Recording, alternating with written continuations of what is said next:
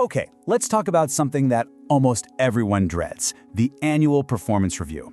That once-a-year meeting that can feel so high stakes and, let's be honest, pretty stressful. But what if we could completely flip the script on it? Today, we're going to look at how AI is helping to turn this dreaded event into a real engine for growth. I mean, just think about it for a second. If hearing that question made your stomach do a little flip, you are definitely not alone. For decades, this whole process has been a major source of anxiety for pretty much everyone involved. And it's not just the employees who feel the pain.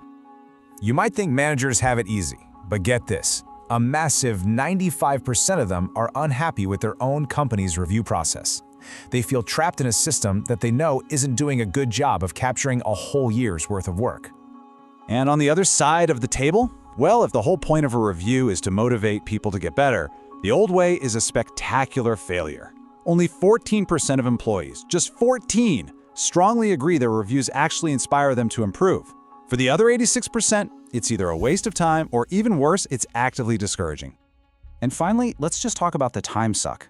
On average, managers spend 200 hours a year on performance reviews. That is the equivalent of 5 full work weeks spent on paperwork and meetings that, as we just saw, pretty much nobody finds helpful. It's kind of crazy when you think about it. All right, so that's the setup. Let's dive into our first section, the annual review problem, and really unpack why this old model is so broken. It really boils down to 4 main problems. First, it's just too infrequent. Waiting a whole year for feedback is way too late to be useful. Second, it's naturally subjective. We're all human, and we're prone to biases, like only remembering what happened in the last couple of months.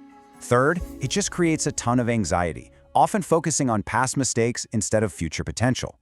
And fourth, as we've seen, it's a massive administrative headache for everyone. So if that's the problem, what's the solution?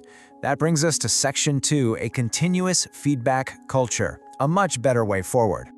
The idea of continuous feedback is really simple. It's about providing ongoing, real-time input.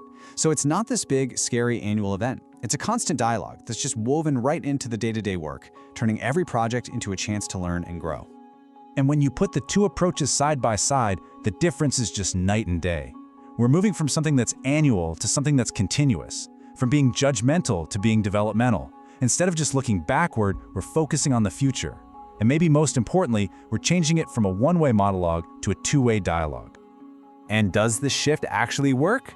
Oh yeah, the impact is undeniable. The data is super clear on this. When employees get that real-time feedback, a whopping 84% of them say they are more engaged at work. That's a huge deal. Okay, so this cultural shift sounds great, but how do you actually make it happen, especially in a big organization? Well, that's where the technology comes in. Section 3, how AI powers feedback. This is the engine that really makes the change possible. So how does AI actually do this? Think of it like a smart assistant for every manager. First, it's constantly and quietly gathering performance data from all the different tools you already use. Sales platforms, project management software, you name it. Then, based on that data, it nudges managers with alerts about important coaching moments, like when someone lands a big win or maybe misses a deadline. It can even draft performance summaries to cut down on that administrative work we talked about. And finally, it puts it all on real-time dashboards so everyone knows exactly where they stand on their goals. You know, this quote from an HR leader really just nails it.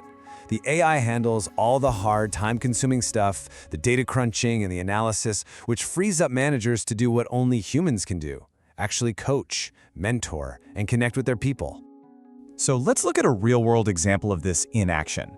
For Section 4, we're diving into the IBM case study, which is pretty incredible. The key to what IBM did is right here in this quote from their Chief Human Resources Officer. They made a fundamental shift.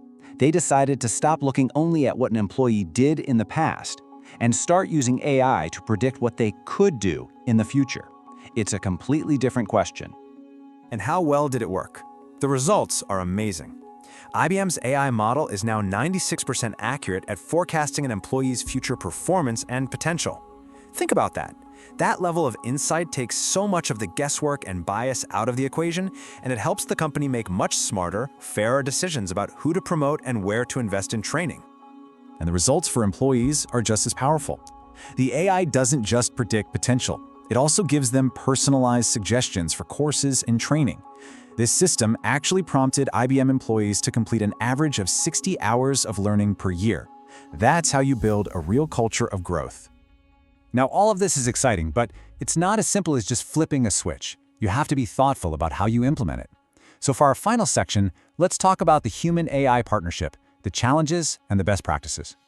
To really make this work, there are 4 key things you have to get right. You absolutely have to protect employee data and be transparent about how it's used.